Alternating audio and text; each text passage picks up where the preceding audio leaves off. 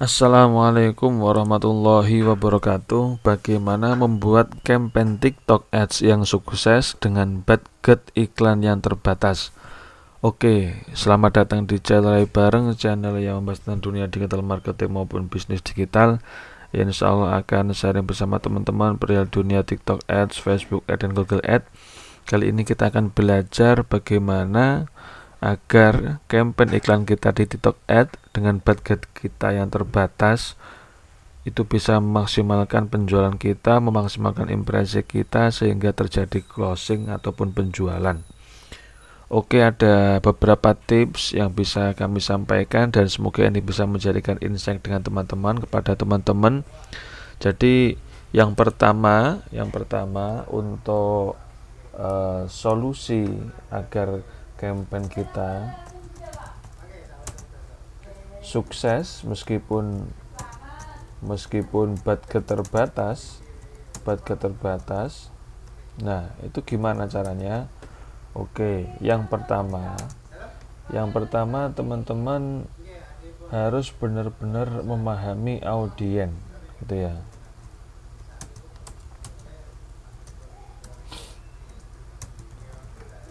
Kenapa harus dipahami? Karena audiens ini perlu. Jangan sampai teman-teman menjual skincare perempuan kemudian nanti targetingnya laki-laki. Jangan sampai teman-teman menjual peralatan laki-laki kemudian dijual targetingnya ke perempuan. Jangan sampai teman-teman menjual daster kemudian targetingnya laki-laki. Jangan sampai nanti contoh produk untuk anak muda tapi targetingnya orang tua. Nah, itu kurang tepat. Jadi harus benar-benar memahami audiens. Itu nanti selain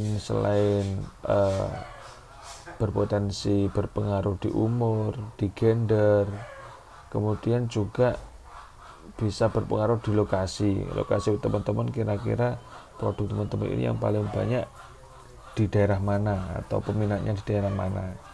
Kemudian juga akan berpengaruh ke interest atau minat. Nanti teman-teman bisa maksimalkan kira-kira interest yang baik untuk produk teman-teman itu di interest apa, apakah di peralatan rumah tangga atau di pendidikan atau di fashion. Nah, itu nanti teman-teman bisa menyesuaikan dengan produk teman-teman, gitu ya.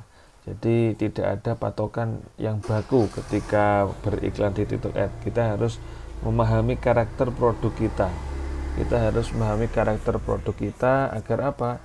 Agar benar-benar maksimal dalam hal apa? Dalam hal pengoptimalan campaign kita, sehingga budget kita sederhana tapi campaignnya maksimal atau sukses, gitu. Kemudian yang kedua itu kualitas konten.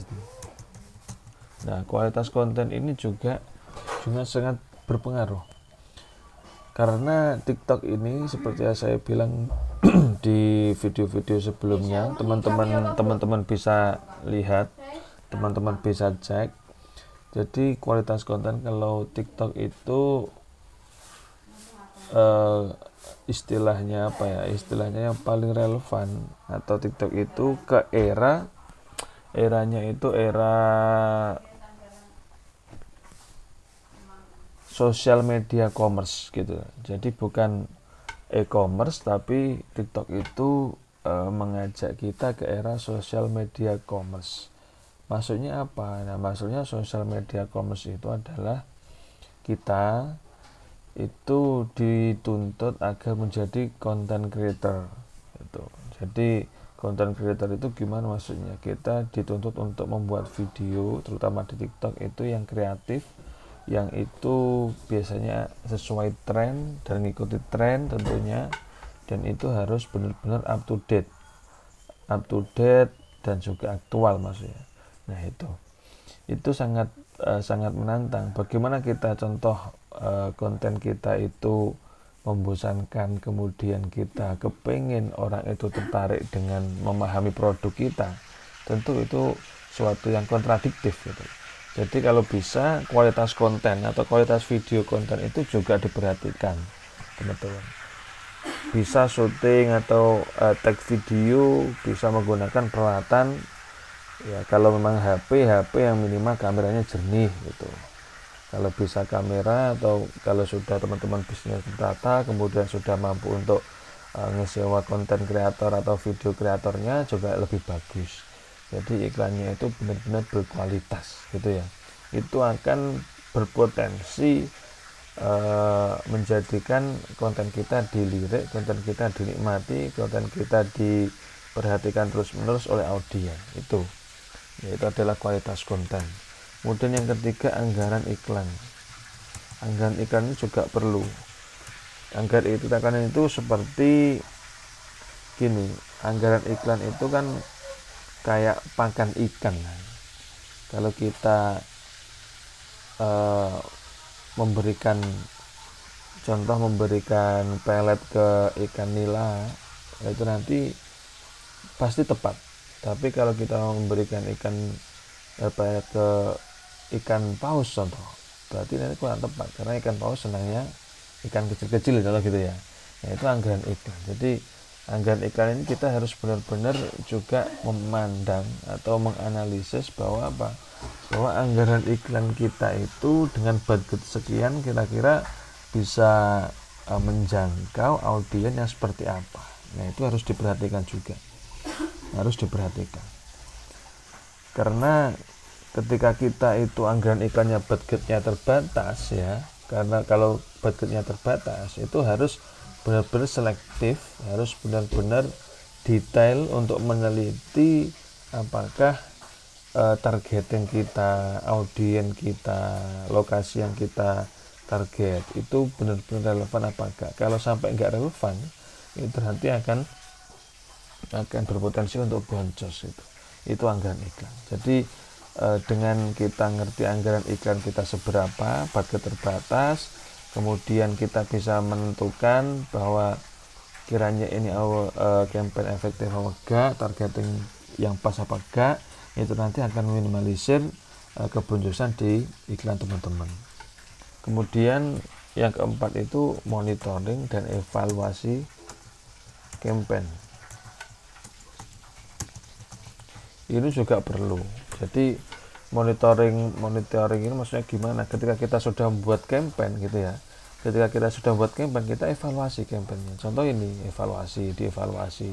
Contoh ini costnya sudah ada yang habis cuman 30.000, 600.000. Ini sudah ada yang habis 1 juta ini ya, 1 juta. Kita refresh coba biar nggak ada buruk sangka. Jadi katanya dulu ada yang bilang bahwa ini adalah inspect elemen gitu ya. Bukan, ini memang iklan kita ini sudah habis sekitar 2,9 juta ini salah satu klien kami. Nah, contoh aja ini. Jadi ada yang habis 600.000, ada yang habis 1.700.000, tergantung nanti kita bisa memaksimalkan mana yang winning, kemudian kita aktifkan terus iklannya, kemudian kalau yang kurang winning kita kill iklannya gitu ya.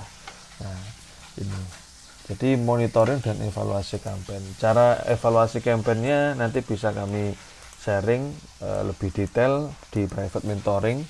Jadi teman-teman bisa analisa apakah campaign teman-teman ini maksimal apa enggak, apakah campaign teman-teman ini prospek apa enggak ke depannya, apakah campaign teman-teman ini layak untuk di kill atau layak untuk dipertahankan keaktifannya gitu. Itu nanti kita belajar lebih detail ketika kita bisa private mentoring gitu ya.